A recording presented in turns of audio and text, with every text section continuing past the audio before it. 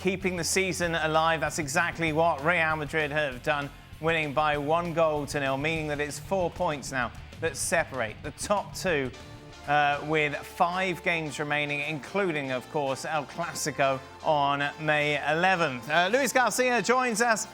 Luis, this was all about getting the win. That's what Real Madrid did. Turn the page, move on, focus on Saturday now? Yes, Dan. That's when a neighbor of yours invite you to go for a dinner. You don't want to go, but you go there. You just grab the meal, free meal, and you go back home. That's what it is. Wow. The game against Getafe today for Real Madrid. Luis, don't you live next door to Simeone? Are you talking?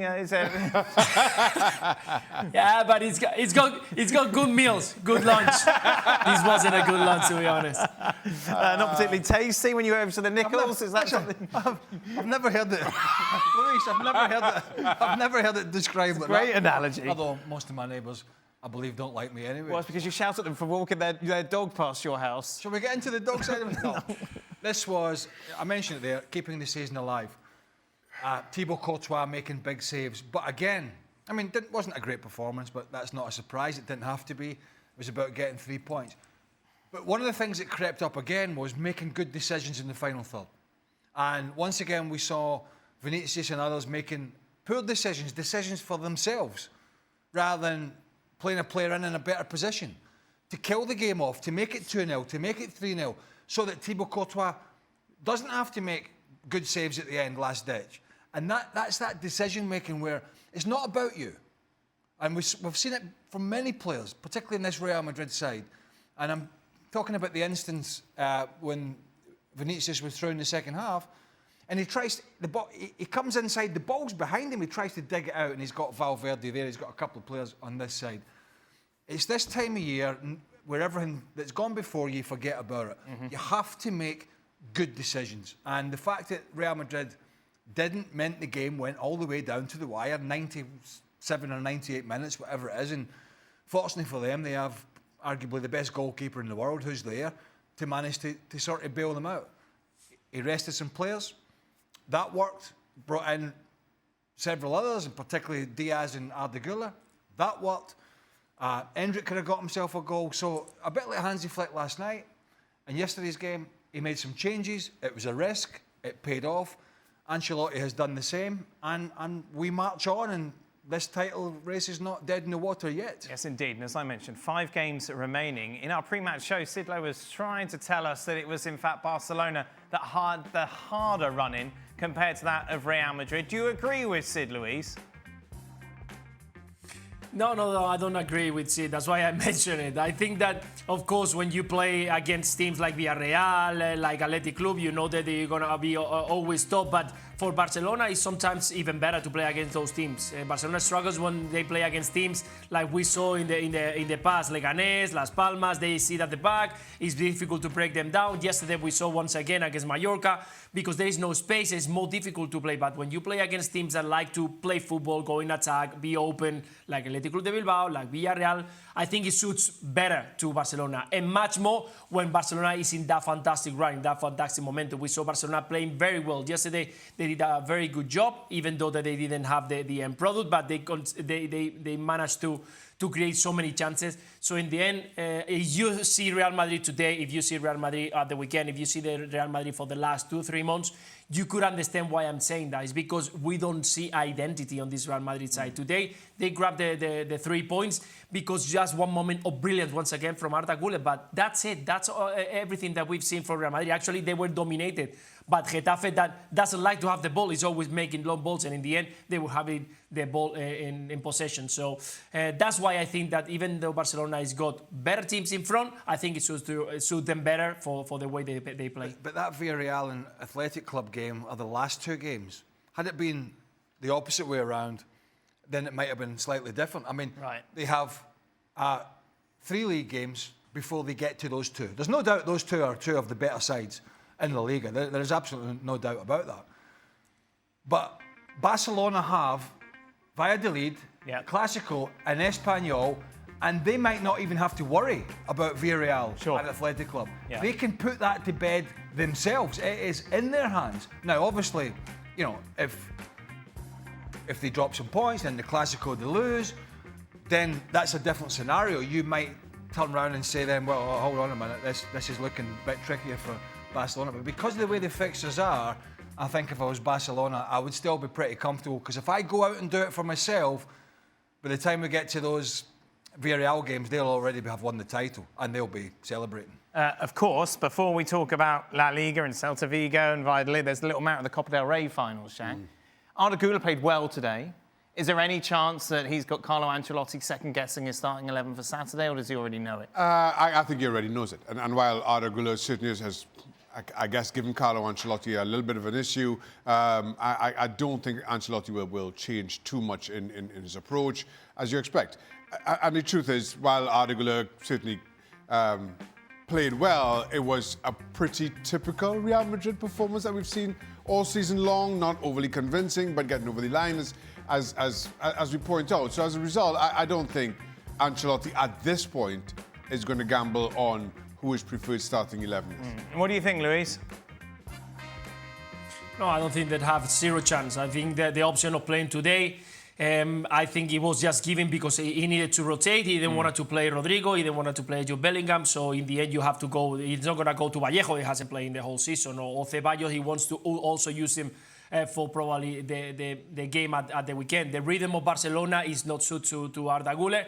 And today he played easy and comfortable because he was playing as a centre midfielder. There was no pressure from Getafe, so it's very easy to go there, grab the ball and make it pass it. The goal is a fantastic goal, fantastic shoot from outside the box. But after that, we didn't see much from Arda Güler, just keeping the ball tightly, don't losing the ball, don't give the ball away. And I think that's good for a player who hasn't been involved. So I think that he played a good game, but zero chance to play at the weekend. So Carlo Ancelotti said this week that he likes 4-4-2. That's his preferred. Is your man going to be fit? Do we know? Yes, Mbappe will be available, which then begs the question, are you going to have Vinicius, Mbappe and Rodrigo up front?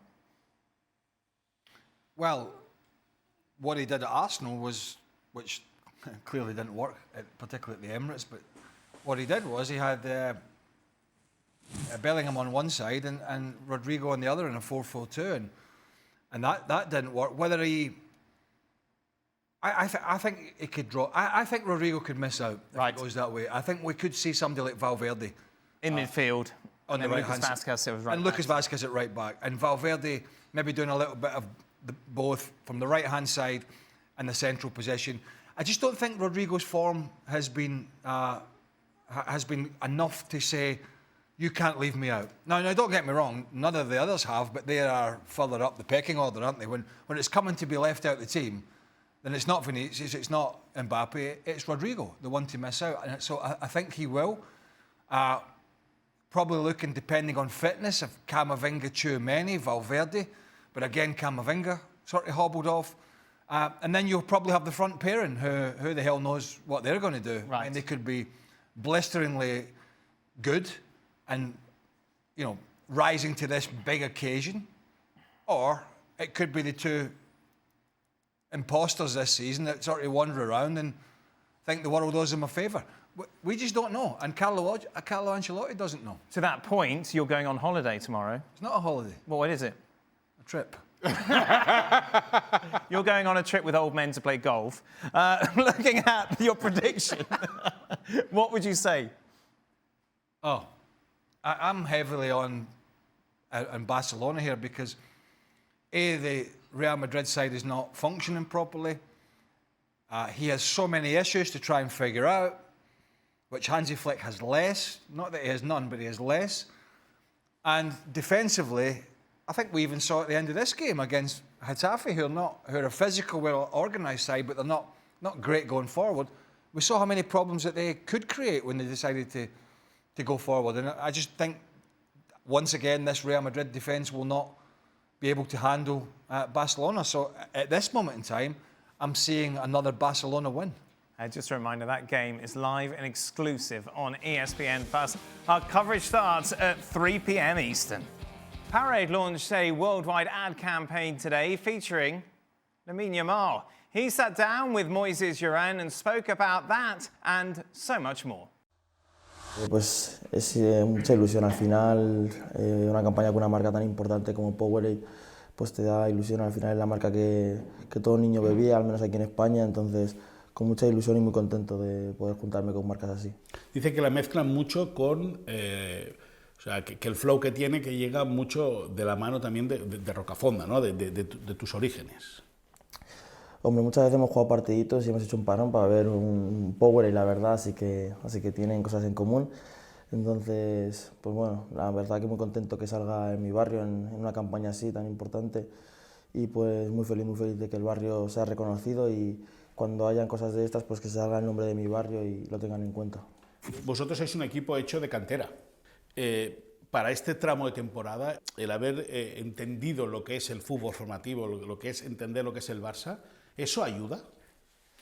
Sí, ayuda mucho porque yo creo que cuando fichan muchos jugadores de fuera, al final necesitan un proceso de adaptación, de saber jugar juntos. En cambio, al final, aunque yo no haya jugado con Gavi en el fútbol formativo, por ejemplo, ya sé cómo es jugar con un jugador parecido a él, porque al final en la cantera jugamos todos a lo mismo, al tiki-taka típico del Barça, entonces yo creo que nos entendemos muy bien y yo creo que se nota. Al final el Barça es de las mejores canteras del mundo y yo creo que en ese momento cuando suben canteranos se nota mucho.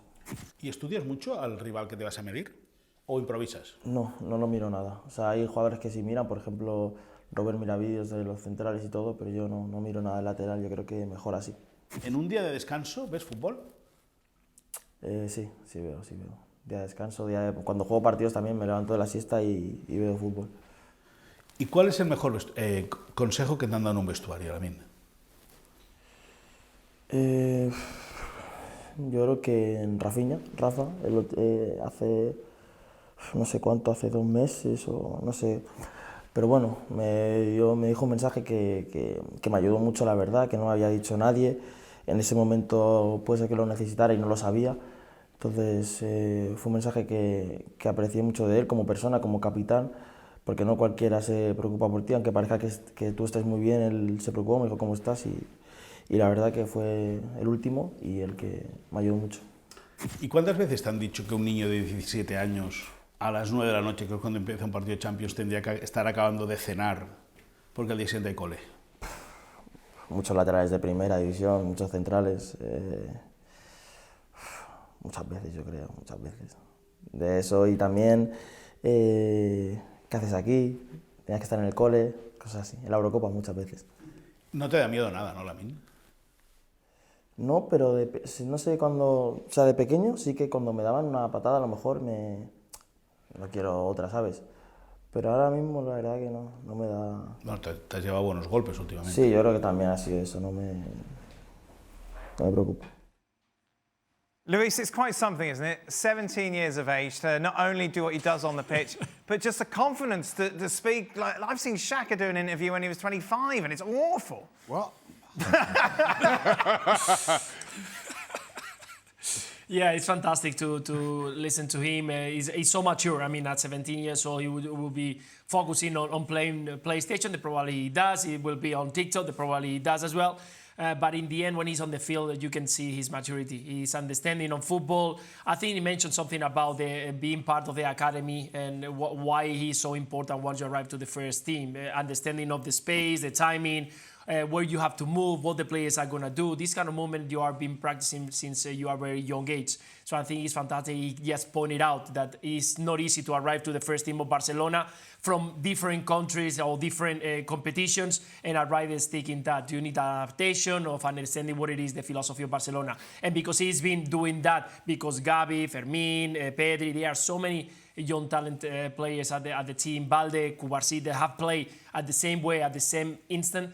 I think it's just fantastic that connection is right there. So yeah, it's always a joy to hear from the young talent, how they feel, how they are coping with the situation, expectations, and much more with Lamine Yamal, that at some point a lot of people is waiting for a moment of doubt, a moment of low, and he hasn't had many. He continued growing and improving every single weekend. So that's fantastic. Hopefully we can enjoy Lamine Yamal for a long time. I've seen one of your early interviews as well, when they were talking about your uncle. Picking on everybody. No, I'm just saying, look, this is 17, and you know, you're mouthy, you walk into a room, you like to be heard now, but back then you were like, oh yeah, my uncle was like looking at the ground, shy.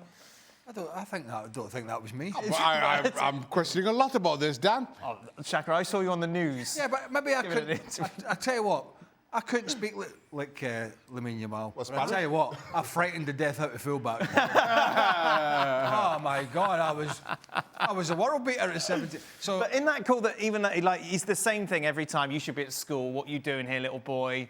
He doesn't care. Clearly, it isn't. well, not everybody's different, you know. As we sit here now, if all things go his way and he continues this trajectory, he's going to have the most unbelievable career. He's already had, you know, what's he won already? La Liga. He's won the Euros. And the Euros for his country.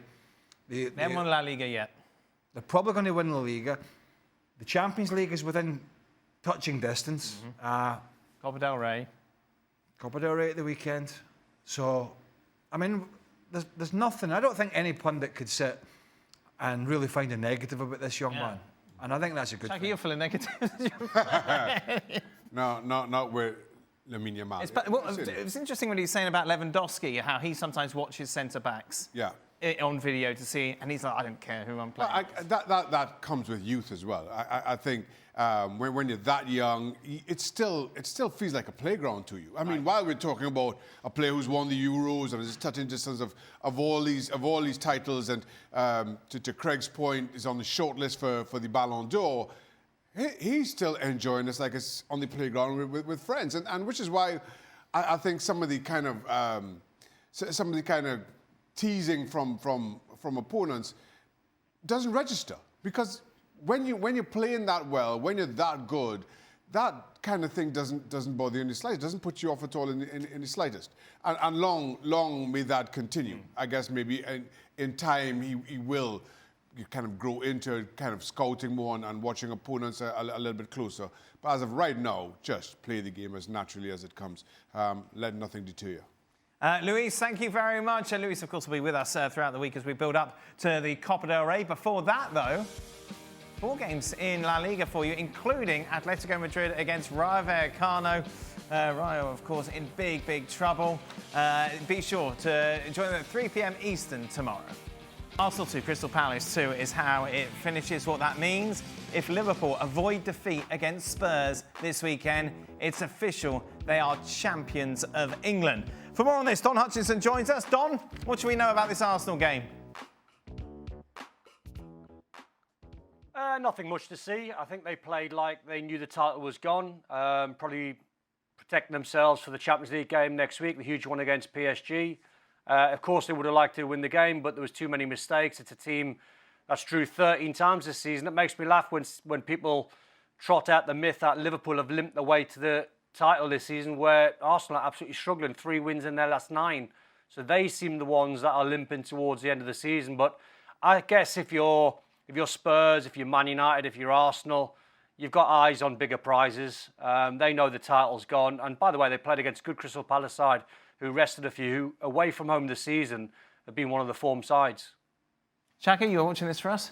Yeah, I agree with Don. I didn't think that Arsenal maybe got out a second gear in this one throughout, which is a little bit surprising, kind of given what's to come, and you kind of are thinking that players are playing for their position in that Champions League semi-final. Just seemed rather routine. But Crystal Palace, to their credit, twice going behind, twice responding to get a point. And again, for a Crystal Palace team who aren't playing for an awful lot.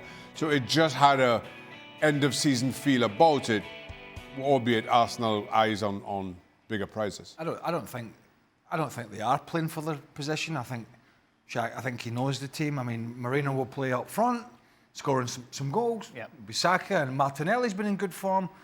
I think Partey might be suspended, so there might be one position there. But I think generally, it's just a difficult scenario to be in. You have this huge game, 2 games against PSG. But that's all you have to play for. So, as Shaq said, you're basically going out there just thinking, right, you're looking at the clock going, don't get injured. Just let's get a feel in the ball. It's almost like being at training. So it is a difficult scenario to be in that sense. And there's no surprise that Arsenal have known the title has been gone for quite some time, and they've played in that manner. Right, interesting stuff from Bruce Arena about the appointment of Mauricio Pochettino. The former US coach had this to say: "I'm sure our coach is a very good coach, but but coaching international football is different than club football. If you're an American coaching a US team, you know the culture, you know the pride, you know how important the national team is. When you bring in somebody from outside, they don't understand it, especially in our country because we're so different. If you ask me, we lack pride when I'm watching, and I'm shocked. I'm shocked we can't beat Panama and Canada. Interesting stuff there from Bruce Arena. Certainly not pulling any punches. Don Hutchinson focused. We'll be hearing from Don in a moment. I didn't know the Bruce Arena's agent was the producer of this show. What, you piping on about it all bleeding day. Do you think Bruce Arena would know someone who would be better as the coach instead of Pochettino? Well, I'll be honest, we were talking about this. I actually, not that I have a great interest, but I actually think the better appointment would have been Jesse Marsh, who's managing Canada. Right. Doing a good job. He might not be everybody's cup of tea. He might be a little busy, but he's got good experience, both here in the States. And then the argument is, look at Pochettino. He took Spurs to a Champions League Cup final. Look what he's worked with people at PSG. Yeah, but listen, Pochettino, I've not seen a lot since that Tottenham. And that Tottenham job was great. And since then, if we've been honest, been bang average. Right? He clearly doesn't know the players and what their capabilities are. I don't think he's really buying in, no matter what he says in interviews about, and utter nonsense. 10 years' time, we're going to be this, we're going to be that. How about winning some games now? I think the much better appointment would have been Jesse Marsh. Maybe I'll be proven wrong over the longer time. But the early signs are... So basically, resume to resume, Pochettino is head and shoulders above Marsh, but because Marsh is American, that is the game changer for you. Well, his resume is well above him because he's had more opportunities. No, he's had more opportunities. He's a better coach. That's why. Not necessarily. Oh, Craig, come on. No. Come on, that's ridiculous. No. Jesse Marsh and Pochettino, you're saying just because Pochettino had the chance at bigger clubs, that's why he's more successful? So if you put Jesse Marsh in charge of Southampton, he would have done the same job as Pochettino did? Oh, I can't remember. Well, that's the reason. That's what Pochettino I'm just saying Jesse Marsh, I think, would have been a better fit. Because he's American. That's all right, you can say that. No, it's not because he's American. But that's exactly your point, don't get in some stupid argument with me because you didn't want to talk about this in the first place. No, I'm saying Jesse Marsh would have been a better fit. It's okay for you to say it's because No, I don't care about Americans. I don't give a toss. You do. This is the whole point. I do not give a toss. If you were building a team, you wouldn't say, I want Jesse Marsh to be in charge of it, not Pochettino. The reason you're saying it is because he's American. I would. And it's a bit like saying, let's go and get Jose Mourinho. He's done it all. His resume is better than them all. He would do great with America, with the US. No, he wouldn't. He would not. I personally think Jesse Marsh is a better fit to coach this US men's national team than Mauricio Pochettino. And the early signs are that is correct. Nothing to do with being American. It's everything to do with being American, Craig, and it's okay to say that. No, That's why Jesse Marsh is even in this. This is a man who got sacked at Leipzig. Yeah. Who was he? Got sacked at Leeds. Yeah, that was a tough job. But the only reason he's even in, we're having this conversation is because he's American. We haven't plucked this name out of the sky to compare against Pochettino. Yeah, but he was managing before he got the Leipzig job. Where was he before that? He was in Austria. Yeah, that's right. At Salzburg. And did a very, very good job, right? The point is, the biggest names with the biggest resumes are not always the best choice. That's my point. I think they would be further ahead and would have a better chance going into the World Cup in 2026, gone down that route than gone down the route they have gone down. I just firmly believe that. Given Jesse Marsh's record with the Canada national team, I guess it's easy to suggest that Jesse Marsh would have been a better fit. But that boat had sailed. When they renewed and Berhalter, Jesse Marsh became the Canada national coach. And so that option certainly was off the table. So now the US men's national team have to figure things out. But talking about Bruce Arena's statement, I don't understand it on a number of levels. One, Bruce Arena is kind of the godfather of US soccer, kind of given how long he's been in it. His involvement at every single level, starting at college coach, all the way up to the US men's national team. I don't understand what he's getting out of making this statement. I also feel it's desperately flawed in that he uses the losses against Canada and Panama recently as a kind of test as to why Pochettino, being non-American, was the wrong choice. Panama being coached by a Spaniard, Canada being coached by Jesse Marsh, an American. Again, I think the whole statement kind of implodes on itself as a result. So added to that, I think I'm right in saying that the US has missed out on one World Cup since they qualified in 1990. They were hosts in 94, and that was in 2018. Bruce Arena was the coach for that final run-in. If they had beaten Trinidad and Tobago in Trinidad in 2017, they would have qualified.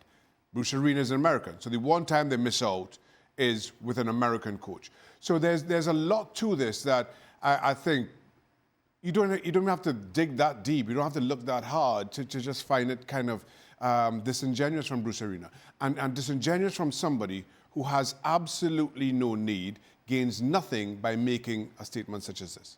Don, you were coached by a German when you were playing for Scotland. Did it make a difference? Yep. But evokes? No, not at all. I think Bruce Arena's bang out of order. I mean, why does he think that the Americans are the only nation or the only country that's affected by the culture? I mean, every single manager that's won the Premier League or been success in the Premier League have all been foreign. So it doesn't matter what culture you've got. You get the best man for the job or the best woman for the job. It doesn't really matter. I think he's coming from a strange place. I mean, what happens if Ancelotti takes the Brazil job? Are they going to say he failed because he didn't get the culture? No, because he either didn't do a very good job or he didn't get the best out of his players. So I'm not entirely sure why Bruce Arena's using culture is the reason why America are doing so poorly. Maybe the players are just not good enough. Maybe when you put that group of players where you look at them on paper, and to be fair, there's lots of very, very good American players, but maybe they haven't got the stomach for the fight, or maybe they haven't got the stomach to try and learn something new. Pochettino, we don't know because we're not on the training ground, might be trying to issue something different, but the players might not be willing or good enough to take it on board. So I don't buy the culture one. There should be something in place. I mean, I feign interest in this, but there should be something in place, really, where it's like playing for your country. And managing your country should be something similar, where you have to have, you know, an affinity with that country in terms of bloodline. That would make it a lot, for me, simpler. If you want to manage Scotland, right, you want to manage England, you have to be English. Trinidad and Tobago, you have to be from there. America, you have to be from America. That would simplify it, rather than these countries going out looking for the Holy Grail, coaching the best of the best and getting the same results. Look at England. Yes, Thomas Tuchel. You didn't have a problem, though, when Thomas Tuchel took over. Did I? No. Danny Mills came out and said he should be English. You told him to shut up. I did. No, I don't have a problem with it. I'm just saying that I think for me that would be better. That's all I'm saying. Taking a look at the big result today. AC Milan beating Inter 3-0, meaning they are through to the final of Coppa Italia, awaiting the results of course, the game on Thursday as well. We've been talking about Inter, waxing lyrical about their performances of late in the Champions League, and of course to face Barcelona. Some even have them beating La Liga leaders. However, their form just seems to have fallen apart of late. They've opened the door, of course, for Napoli to catch them at the top of Serie A. They've just won 2 of their last 7. More on this from Don Hutchison. Don, let's just focus on today's result, shall we? How big a surprise is that? I mean, the scoreline's a surprise, don't get me wrong, but in terms of Milan beating Inter this season, they beat them at the start of the season. They drew with them at the midway point in the season as well. So it's a strange one where you look at the Milan squad, because it's probably one of the worst squads they've had in decades, turning an Inter over side who are very, very strong, barring Jan Sommer and a couple of other players like Thuram who wasn't fit. So the scoreline's a surprise. Conceição's been really struggling. It just goes to show the job that Pioli done. And he won titles there, then they sacked Fonseca, and Conceição's probably going to go at the end of the season. So this might have saved his job in the short term, but not in the long term. They'll probably fire him in the summer. But I've got to say, the scoreline I didn't see coming. I've worked on Milan games at the weekend, and they were awful against Atalanta. They got schooled when they lost that game. But I wouldn't really say Inter are out of form in terms of Serie A form, Dan. 1 loss and 8. Napoli 1 loss and 7. So the two sides that are going for the Scudetto, they're very much in form. So it's a title race. That's fascinating. How can you be in form if you've only won 1 2 of the last 7, Don? What am I missing? Because I said in Serie Because I said in Serie A, they've only lost 1 and 8. Right, but they lost 7 matches, they've only won 2. Which, it depends. Yeah, but it depends on how you want to spin it. If you look at Serie A form, 1 loss and 8. It's not poor form. It's at a time of the season where every single... And if you take the 4 teams that are in the Champions League semi-final, 3 dropped points this weekend, barring Barca, and they were lucky. I didn't think that was a penalty when they won 4-3 against Celta. I thought they got very lucky. So you could have been seeing a scenario where all 4 teams that are in the semi-finals of the Champions League all drop points. So I don't think Inzaghi's panicking. I think there's still plenty of football to play for. The fascinating thing, as I was going to say, was this goes down to head-to-head. And they Napoli and Inter both drew their games 1-1 in both games. So actually this goes down to a playoff at the end of the season, which would be amazing, really. I mean, if you've seen a championship playoff or a Scudetto that went to a playoff, would be pretty incredible. It happened, I think, Verona Spezia a couple of years ago, 2 teams that were going down. So it's going to be amazing. You see the run in there. Inter by far have got the harder run in. They've got Roma and Lazio, which are tough games. And Como are a pretty decent side who's picking up points. Where Conte's men, Torino is probably their hardest game. After that, Lecce, Genoa, Parma and Cagliari, all teams down at the bottom. So honestly, you look at it and you look at the title running and the fixtures that both teams have got, you'd have to say Napoli would be favourites. But if you take Scott McTominay and Lukaku out of that team, there's not a lot of players that are in form in terms of scoring goals. So Inter have got the best squad. It's can they use it? So now it's about the bottle time now in the running. Who's got the most bottle and who's got the deepest squad? Didn't Arsenal win 4-0 at the weekend, Don? Well, they dropped points tonight. So PSG dropped points against Norwich. Hold on. So all 4 teams in the semis have dropped points apart from Barca. We're in Italy. We're going to England, and I'm going to go to Spain. You didn't think You didn't think the challenge on Dani Olmo was a penalty? We can't do the Dani Olmo challenge now. No, at the end. What are you talking about? There's I thought it was a penalty. 2 players ran into the back of him. I was not expecting I this. never thought it was a... Hey, I'm just saying the 3 teams out of the 4 have all dropped points in the last few days. Fact. That's a Rafa fact. Don, I'll be honest. I have completely lost track of where the hell we are. Where are we? What are we talking about? PSG are already champions, but anyway, Anyway, what are we trying to sell it? We're trying to sell an Inter win here. what I'm trying to Drop points. what I'm trying to get down to the root of, Don, is you've seen Inter more than most, yeah? Yeah. Our premise is that it's going to be very difficult for Barcelona to break this Inter side down. However, you look at their form of late, and there seems to be vulnerability there that maybe we don't expect. Which is fair. Which is very, very fair. Inter are a side that I think when you watch them, Dan, they are very pragmatic. We saw that when they went to the Allianz and won there. I thought the draw there in winning San Siro, but they've done enough at the Allianz. I think they're looking for the bigger picture, Dan. They're a team that's been in the Champions League final when City beat them. I think they want this Champions League final. You can look at the league form and the last run of games, and you might say the draws they've had maybe have cost them. They've only, as I said, 1 loss and 7. That was against Bologna in the last minute of the game last weekend. So I think you're looking at 2 sides where you can stick a pin in all 4 and say, who's the favourite? Any one of them can win it. I think they'll beat Barca because Barca play the most ridiculous high line of any of the 4 teams. So if Inter are strong and they've got runners that can run in behind, Frattesi's a good runner from midfield, Barella, Lautaro Martinez, I don't think Thuram's going to be fit. So there's plenty of weapons that they've got. But as we know, when you watch Barca, and we've just done the clip on Yamal there and Lewandowski and Rafinha, they're a team that can hurt anyone. So I try not to sit on the fence on this one, but all 4 sides can win this because there's not a lot to choose between all 4 of them. On their day, any one of them can turn it on. Let's one last Italian thing, Dom, before we let you go. Let's just take a look at the Serie A standings once again a moment. Obviously, very tight. 1 win in 8, 1 loss in 8. Right, there you go. Juventus are sitting 5th at the moment, losing 1-0 today against Parma, Don. It seems to be whatever they do doesn't work out. Whatever changes they make, this seems to be a deep-rooted problem. Yeah, I mean, Igor Tudor's come in and done an okay job, won a couple of games, drew a game, and you thought things were going to turn around because the football was a lot better, but that's a bad loss. Probably shouldn't have sacked Thiago Motta, but at the same time, they're a team that got battered 4-0 against Atalanta, and it was embarrassing, so they had to sack him after that, especially the amount of draws they've had. So I just think you're looking, that's why Tudor's been brought in. There was a report that he's been paid $500,000 from now to the end of the season to get Juve into the top 4. It's still on.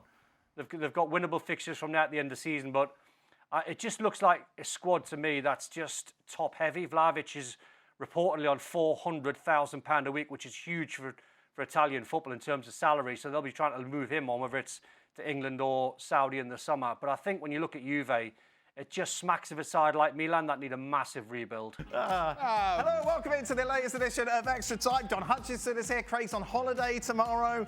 His last day. Shaka's here. Craig's upset because I won an argument. But there we go. It's fine. Don't worry about it. Everyone is chasing Jesse Marsh now. Okay. What are we going to do first? Here we go. Let's take a look, shall we? What's happening? What's happening? Oh, this is Shaka. This is pre-show. Couple was booby trapped. Yeah, there we go. Oh my God. Beautiful. Boy. Goalkeeper dropping things. Yeah, goalkeeper dropping things. That was just cheap. Yeah. That was cheap, Don. Then he's over. Look. Yeah. It's just, you know. Look at Dan helping out. Well, what do you want me to do? I don't know. Do something. Just don't do nothing. Your hands are big enough to whop it all Look up. at the team player. You look like you're Team the player watching on. You look like you're the site manager there. I'm just checking health and safety. Where are you with this, Bernie? This is water. Oh, yeah, exactly. Boy. Wonderful. That's a little behind the scenes. Yes. That's what everybody wanted to see. Yeah, exactly. Should we do Don's hair now as well as we're doing things? It's definitely, what do you call, is it called a blow dryer in the US? I don't know which. A blow dry, yeah. Yeah. Exactly. Now, what, Don, You've definitely been blow dried. what's this about, Don? What's happened? I'll tell you what's happened, right? So this was filmed on Monday morning. Yes. On Sunday afternoon, I had 2 commentary games. I can't remember the games. I've done a million games since. I think it was Ipswich Arsenal. Right. And then I'd done Serie A in the evening. Went to a hotel around the corner to get ready for this show in the morning. Forgot all my toiletries. Oh. Had no brush. Oh, dear. No wax. Nothing. So the fingers just went through the hair. Yep. Just a quick little waft. And it's landed really poorly. Well, Landed it, yeah. Looks Well, I don't think. Landed poorly. like a bird's crap in your head there. Yeah, and now you've got kind of this skunk. It does. You've got this skunk streak Pepe Le going on. Pew. Pepe Le A Pew. Pepe Le Pew, I yeah. know. A what? I've got a bit of skunk. Got a bit of. What got did a you bit say? of grey going Pepe Le through there. Pew. Bit of What the hell's trot that? That's the Can't remember cartoon. this It's the cartoon Pepe Le skunk. Pew, the one who the smelled. cartoon. Do I look like I watch cartoons with skunks? When you were 8, I'm sure you must have watched a cartoon. I've never been 8. No, Greg came out of the womb 36 and angry. I can believe that. Oh, it was hot in there. God. Jesse Marsh. he popped out. I'm talking about Jesse Marsh. Oh, God. That Danny Olmo's penalty. Right. What a tangent that was. Can the Real Madrid we saw today beat Barcelona in the Copa del Rey final? No. Shaka? No. Don? am I in the minority where I look at Real Madrid and think the fix is very easy? Just play Hendrick through the middle, play Vinny Jr. off the right side, and put Kylian Mbappe on the left. There we are. It's easy. But Hendrick played today. Vinicius Jr. always plays on the left-hand side.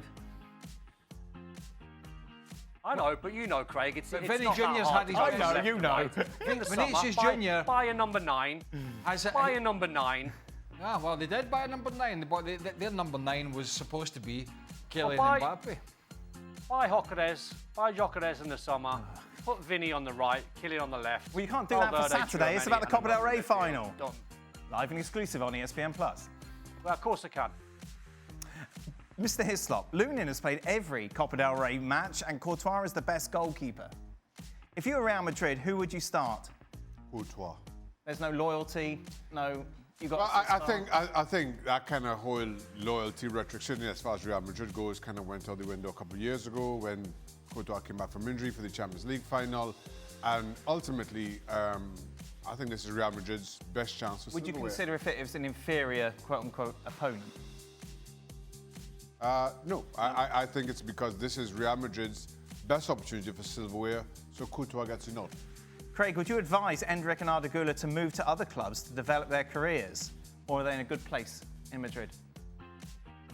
I've had this question several times. I don't remember your answer, actually. I'm excited. Here it comes. You're not.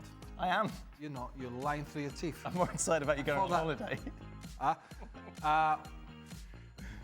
What did I say the last time? It's not up there. It's not written on the ceiling. I think the answer would be yes, to further their careers. I don't really. Well, what's happened? Well, but the thing is, if you're, for example, recently you're Ancelotti. He's gone. He's gone. No. If you're Ancelotti, you're struggling. So you need to keep them there because you have to go to your bench or you have to rotate because others are struggling. So it's difficult to let these guys go out and flourish elsewhere when your main guys are not performing. So that's a difficult scenario. And in an ideal world, they are down the pecking order. The big heads are all playing well, and they can go out and get 30 games or 40 games somewhere else and come back a better player. Unfortunately, Real Madrid's big heads haven't really been doing it. And so these youngsters have had to be kept around in case they've been needed, which in the case of several occasions this year and tonight's game, or today's game, they were needed. Don, what's the percentage chance that Manchester United will experience a longer Premier League title drought than Liverpool? Of course, they had to wait 30 years for a league title. How many win with United? 6? Yeah. Probably more than that by now, isn't it? Well, United in 2013. 2013. 70%? Wow, 12. Fergie. 70? 70%, 18 years to go. Can they win the title in 18 years? Yeah. Well, I mean, they can, but I mean, who would have thought when Liverpool lifted the title? I seen a documentary the other day, and a Liverpool fan talking about when they won the league in 89, 90, and it was going to be 30 years later. You wouldn't have believed them. So, yeah, could easily happen. 70%, higher or lower? Well, higher than lower than an ace. Remember that show? Yeah, Bruce. It's got here as well, isn't it? Is it on in the US? Yeah, of course it is. I was too busy watching cartoons. Yeah, Pepe Le Pew. Higher or lower, and there's 70% chance that they'll go 30 years without winning the Premier League. In total, so another 18. Yes, well done. Yeah. Yeah, I'm good with that. 70? I'm going to go lower. Lower? Why, Shaq? I don't know. Okay. All right, lower than 70%. The way the club has been run. Craig, does Marcus Rashford have a future at Manchester United if Villa don't sign him? 0. If you're listening on the podcast, is what Craig has just No, because suggested. the relationship between him and Amorim is toxic. He might get the sack. Of course, that happens. But I think it has snowballed up into the executive level, who are really annoyed at his attitude. The big question is, do Villa, who have seen a much better side to Marcus Rashford, there's no doubt about that, do they want to pay some money and a big salary off the back of what they've seen, where in the back of your mind you're thinking, right, when we give him this and we bring him to this club, is he going to morph back into the Marcus Rashford who became problematic? That's a big risk to take. As a player... He can't go back there, can he? No. I'm just saying, sorry, Dan, he That's can't right, go Dan. back there when Amorim said, I'd rather play my goalkeeping coach. Yep. He can't go back there. I mean, that was as embarrassing as it gets. Shaka, as a player, would you want your main rival to get relegated or would you miss the derby? I want them to get relegated. You want them to get relegated? Yeah. Yeah? I don't think you really would care that much, Shaq, somehow. Well, I won't lose any sleep if they stay up. Right. That's what you're asking me. Oh, well, your main rival at Newcastle was Sunderland. Sunderland. But Who's West Ham's main rival? Well, Millwall? Millwall, Yeah. but they were playing a lower division. Yeah. And then of the teams in the Premier League, West Ham fans hated Chelsea the most. Why? Such a lovable I don't know. Pompey and Southampton, isn't it? Chelsea barely noticed. Ah, I'll be okay. honest. Don, when you were playing in your Ham respective Spurs. teams, did you want West them to Ham stay Spurs. up? Nah, see, I'm different to the boys because when you talk North East football, I want North East football to be as strong as possible. So even though I supported Newcastle, played for Sunderland, I still wanted Sunderland and Newcastle to be in the same league. I want Middlesbrough to be there as well. I think Newcastle's better off when Sunderland are in the league. And I know Newcastle fans will shoot me down and they'll say, nah, keep them down there, or vice versa. But I'm honestly, it's not because I played for Sunderland, it's just because I think when you watch and when you miss the great derbies like Liverpool, Everton, all the London games, etc., Manchester. Craig played in loads of Rangers Celtic games. Listen, Craig might say, you know, he'd love to see Rangers go down, whatever. I wouldn't. I think the league's stronger when Newcastle and Sunderland, or better, I think for the fans when they've got those 2 derbies a year, and then you add Middlesbrough to the mix as well. So I guess I'm in the minority, but I feel strongly about saying that I think it's better when the North East teams are strong. Who was the funniest teammate you ever had, Don? John Moncur. John Moncur. Shaka knows it's coming. Yep, I knew that was coming. Yeah. I knew that was In coming. what way Yeah. was he funny? Can you talk about any of it on air? Well, you sort of can, but I mean, a million stories you probably can't. I mean, one story when Glenn Roeder had an open day where all the kids and all the fans were allowed to come to Chadwell Heath and watch training. We obviously didn't notice at the time. We realised when we got on the training ground that there was like, I don't know, 300-400 fans out there and young kids wanting autographs. But John Moncur was late one morning and Glenn Roeder was trying to be a little bit stricter and add a little bit of discipline. So the lads were a little bit loose coming in. No one was really late, but Glenn wanted everyone in before, I think it was 9:45 for training for 10:30. So he said to the kit man, if anyone comes in after 9:45, do not give them their kit. I'll find them, but do not give them their kit. Anyway, John Moncur came in on this particular day, 5 minutes late, and Eddie the kit man wouldn't give him his kit. So John Moncur, the painters are in, painting in the dressing rooms, giving it a lick of paint. John Moncur ran out with a bucket of paint over his head, no clothes on, and just ran straight out the back doors onto the training ground for a laugh. But he didn't realise there was 300 fans out there, kids all waiting for autographs, and they seen the lot. They seen There's so the many lot. things you want to... And he didn't. Oh, boy. Isn't he a man? Did he sign any autographs? Shaka will tell you, Dan. Shaka, Dan, I promise you, that story there's another 300 of those stories, isn't there, Jack? Were you there that day, Shaq? Was that? Not that day, no. Have you got a Moncur story that you can share? Was you playing for them there? No, I left after Roeder's Isn't he a first man year. of the cloth now? He is. Really? He is. Yes. Go on. Wow. Like a deacon or something of the sort, yeah. Wow, loose, Craig. Yeah, but Craig let's very just loosely. be careful, Very everyone. loosely, Craig. That's What do you just... mean be careful? Well, because I don't want to go on to any... I'm not going on to anything. I just said he's a man of the club. I know, but then he started saying... No, you know No. No. You know what you've become. No, here we go. No, Here we go. Am I woke? I'm snowflake. Here we go. Which one of these am I? I'm still out there. No. This is between you two. Come on, Shaq, what's your best story? No, you're a panic merchant. Come on, Shaq. I'm just covering. I'm What's just your making best sure John everything's all Moncur right. story? Just because you're swanning off... But you're a panic merchant. Oh, I wonder who's watching. What Shaka? say? John Moncur. When I first signed for West Ham, Steve Lomas had a party around his house for all players and their wives. And that was when the movie Full Monty was on. Of course, more nudity. Yes, yes, which was John Moncur's kind of go-to. Right. The oddest of times. And somebody put the song on from Full Monty. Yes. And John Moncur proceeded to do a full rendition in front of all the players and all their wives. With or without paint? No paint. No, I wish there was. I wish there were paint. There was no paint. This is like 2 weeks in. My missus is looking at me like, "What have we signed up for here?" I bet. She went, it's great, isn't it? Take that, Carnival. Oh boy. Craig? What? Move on. Funniest one? What, John Moncur? What, do you have a naked John Moncur story? So when I played against West Ham, John Moncur was naked. No, the funniest guy was a couple of really funny guys. Tony Cascarino was a really funny guy. Right. Sense of humour, but John Spencer was tops the bill. No big stories like that. No. Oh, But John hilarious. Spencer was... John was... Hilarious. He had some...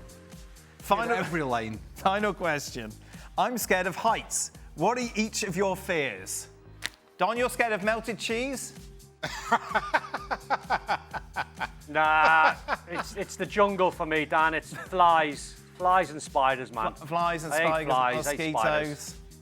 Useless in a jungle. Yeah. Oh, okay. All right. Well, don't go to the jungle. Useless in there. Craig, what are you scared of? Bears? Nah. Stevie tells a story when you ran away. Yeah, he's embellishing. The dentist for a while, you must have been. Hey, is it a bad thing to run away from a bear? No. I mean, It's also not bad to am I missing something share your here? fears. If you're scared of a bear, that's okay to say it. I've not met an individual who's not scared of a bear. There you go. You see, so when I brought it up, you were like, "Yeah, no worries." And now, now we get to the truth. It's nice. No, sharing. That's beautiful. No. Yeah. What else was there? Bear. I don't know what else you're scared of. Nah, I just meet everything head on. Shaka? I'm a Don. Anything in the wild like that, You don't like I'm the no wild? I'm What, no spiders? help. I'm no help. Spider in the house? Are you...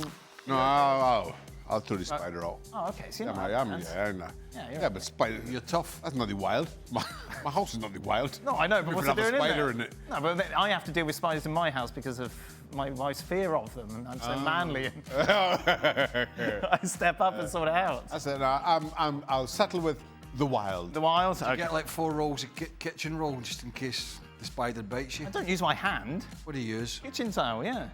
I just said that. Yes, but then you were saying it like in some sort of derogatory term that you should No, I'm just saying, pick do it you? up.